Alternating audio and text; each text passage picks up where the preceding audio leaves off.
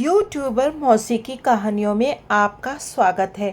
चलिए आज सुनते हैं गुरुदेव रवींद्रनाथ टैगोर जी की कहानी भिखारिन। अंधी रोजाना मंदिर के दरवाजे पर जाकर खड़ी रहती। दर्शन करने वाले बाहर निकलते तो वो अपना हाथ फैला देती और नम्रता से कहती, बाबूजी, अंधी पर दया हो जाए। वो जानती थी कि मंदिर में आने वाले मनुष्य सहृदय और श्रद्धालु हुआ करते हैं। उसका ये अनुमान मिथ्या न था। आने जाने वाले दो चार पैसे उसके हाथ पर रख ही देते। अंधी उनको दुआएं देती और सहृदयता को सराहती। औरतें भी उसके पल्ले में थोड़ा बहुत अनाज डाल जाया करती थीं।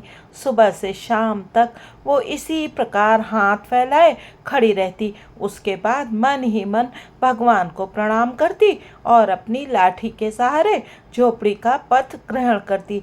उसकी झोपड़ी नगर से बाहर थी। रास्ते में भी प्रार्थना कर दी जाती, किंतु राहगीरों में अधिक संख्या सफ़ेद वस्त्रों वालों की होती, जो पैसे देने की बनिस्बत झिड़कियाँ दिया करते थे। तब भी अंधी निराश न होती और उसकी याचना बराबर जारी रहती। झोपड़ी तक पहुँचते पहुँचते उसे दो चार पैसे और मिल जाते। झोपड़ी के करीब पहुँचते ही एक 10 साल का लड़का उछलता कूदता आता और उससे चिपट जाता। अंधी टटोल कर उसके माथे को चूमती। बच्चा कौन है, किसका है, कहाँ से आया, इस बात से कोई परिचय नहीं था।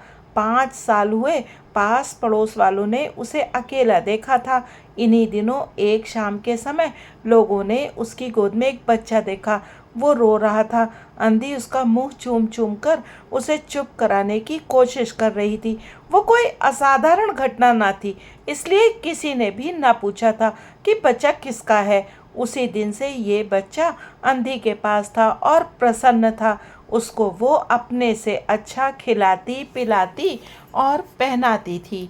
अंधी ने अपनी झोपड़ी में एक हड़िया गाड़ रखी थी। शाम के समय जो कुछ मांग कर लाती उसमें डाल देती और उसे किसी वस्तु से ढक देती, इसलिए कि दूसरे व्यक्तियों की दृष्टि उस पर ना पड़े। खाने के लिए अन्न काफी मिल जाता था, उससे काम चलाती। पहले बच्चे को पेट भरकर खिलाती, फिर स्वयं खाती।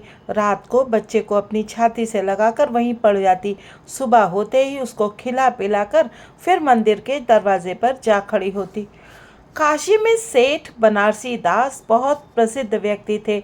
बच्चा बच्चा उनकी कोठी को जानता था। बहुत बड़े देशभक्त और धर्मात्मा थे। धर्म में उनकी बड़ी रुचि थी।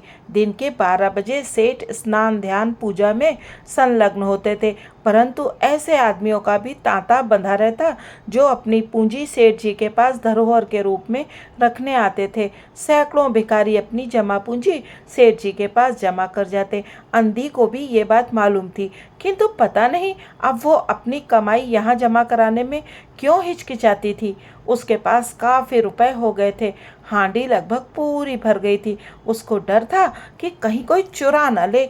एक दिन शाम के समय अंधी ने वो हांडी उखाड़ी और अपने फटे हुए आंचल में छिपाकर सेठ जी की कोठी पर पहुंची। सेठ जी ने हांडी की ओर देखकर कहा, इसमें क्या है? अंधी ने उत्तर दिया, भीख मांग मांग कर अपने बच्चे के लिए 2-4 पैसे इकट्ठे किए हैं। अपने पास रखते हुए डरती हूँ। कृपया इन्हें आप अपनी कोठी में रख लें। सेठ जी ने मुनीम की ओर इशारा करते हुए कहा, बही में जमा कर लो। फिर बुढ़िया से पूछा, तेरा नाम क्या है? अंधी ने अपना नाम बताया। मुनीम जी ने नकदी गिनकर उसके नाम में जमा कर ली और वो सेठ जी को आशीर्वाद देती हुई अपनी झोपड़ी में चली गई। 2 वर्ष बहुत सुख के साथ बीते। इसके पश्चात एक दिन लड़के को ज्वर ने आ दबाया। अंधी ने दवा दारू की, झाड़ फूक से भी काम लिया, टोने टोटके की परीक्षा की, परंतु सारी कोशिशें बेकार साबित हुई। लड़के की दिशा दिनों दिन बुरी होती गई। अंधी का हृदय टूट गया। साहस ने जवाब दे दिया। निराश हो गई, परंतु फिर ध्यान आया कि शायद डॉक्टर के इलाज से फायदा हो जाए। इस विचार के आते ही वो गिरती पड़ती सेठ जी की कोठी पर आ पहुंची। सेठ जी वहां मौजूद थे। अंधी ने कहा, सेठ जी, मेरी जमा पूंजी में से 10-5 रुपए मुझे मिल जाएं तो बड़ी मेहरबानी हो। मेरा बच्चा मर रहा है, डॉक्टर को दिखाऊंगी। सेठ जी ने कठोर स्वर में कहा, कैसी जमा पूंजी, कैसे रुपए? मेरे पास किसी के रुपए जमा नहीं हैं। अंधी ने रोते हुए कहा, 2 वर्ष हुए मैं आपके पास धरोहर रख गई थी, दे दीजिए, बड़ी दया होगी। सेठ जी ने मुनीम की ओर रहस्यमयी नजरों से देखते हुए कहा, मुनीम जी जरा देखना तो, इसके नाम की कोई पूंजी जमा है क्या? तेरा नाम क्या है री? अंधी की जान में जान आई, आस बंधी। पहला उत्तर सुनकर उसने सोचा कि सेठ बेईमान है, किंतु अब सोचने लगी शायद उसे ध्यान न रहा होगा। ऐसा धर्मी आदमी भी भला कहीं झूठ बोल सकता है? उसने अपना नाम बता दिया। उलट पलट कर देखा, फिर कहा, नहीं तो इस नाम पर 1 पाई भी जमा नहीं है।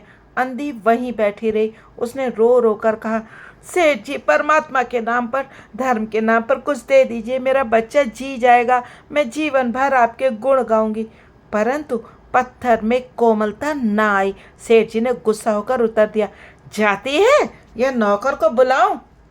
अंधी लाठी टेक कर खड़ी हो गई और सेठ की तरफ मुंह करके बोली, अच्छा, भगवान तुम्हें बहुत दे, और अपनी झोपड़ी की तरफ चल दी। ये आशीर्वाद न था बल्कि एक दुखी का श्राप था। बच्चे की दशा बिगड़ती गई, दवा दारू हुई ही नहीं, फायदा क्यों कर होता।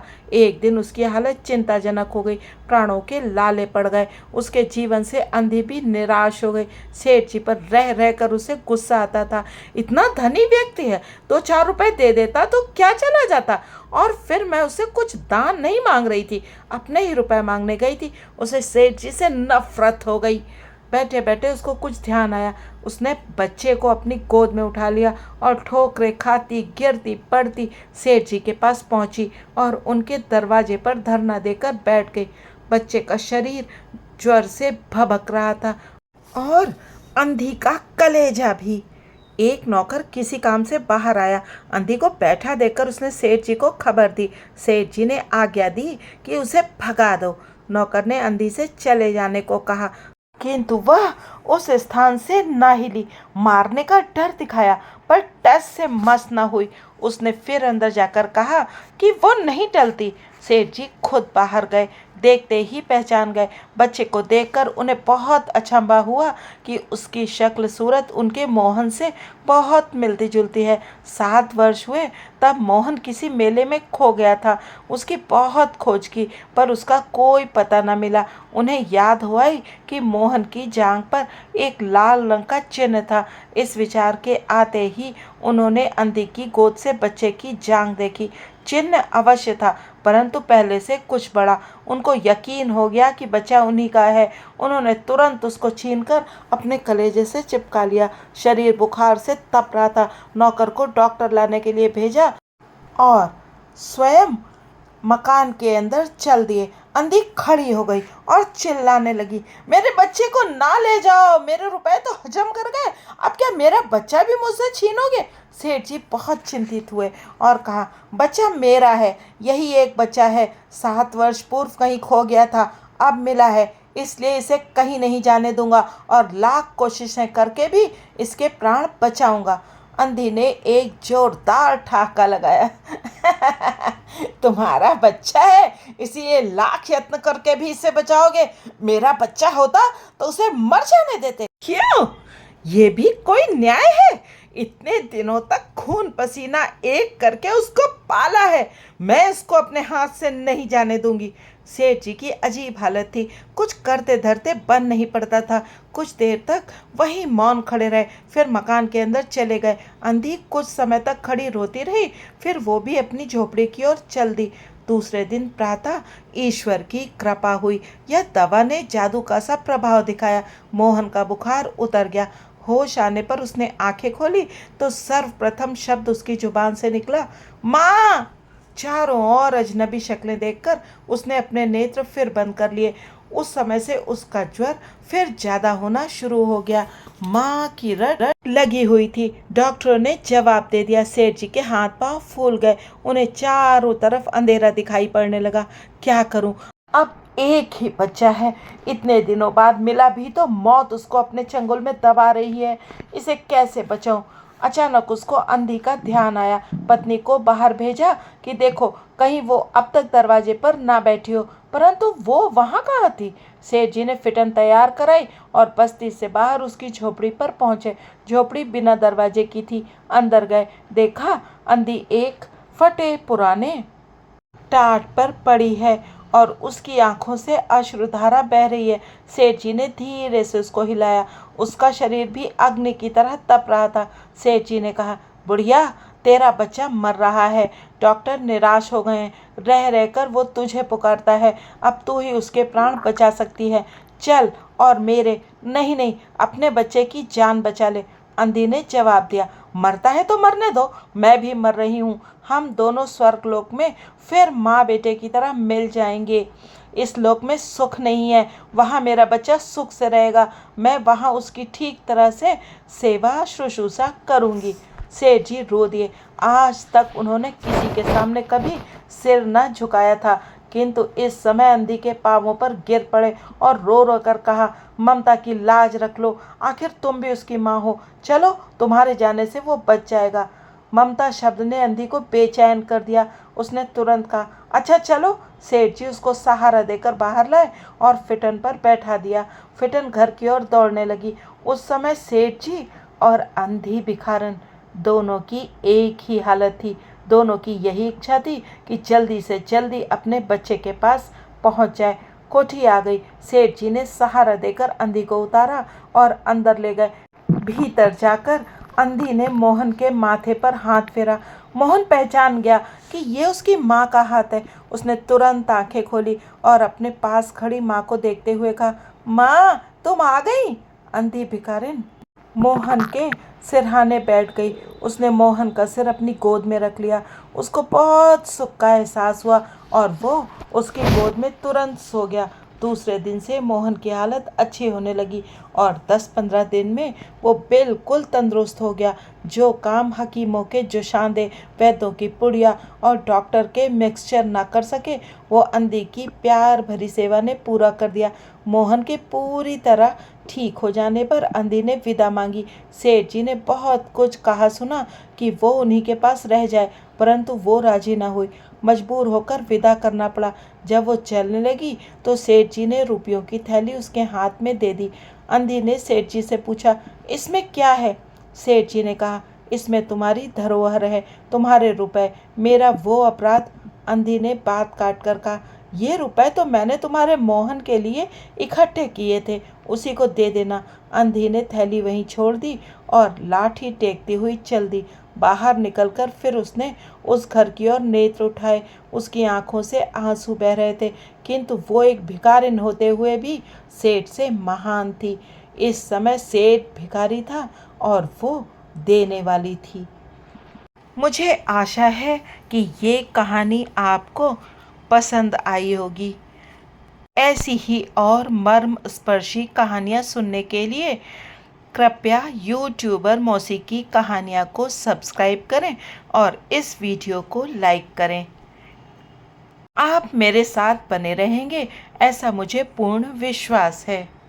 कृपया मेरे और चैनल भी देखें और उन्हें भी सब्सक्राइब करें। यदि आप धर्म के बारे में और व्रत उपवास के बारे में जिज्ञासा रखते हैं तो कृपया देखें सरोजेंद्र सनातनी। यदि फिल्मों के बारे में जानकारी चाहते हैं और वो भी पुरानी फिल्मों के बारे में, तो ज़रूर से सब्सक्राइब करें मूवीज़ की सनीमाबाजी।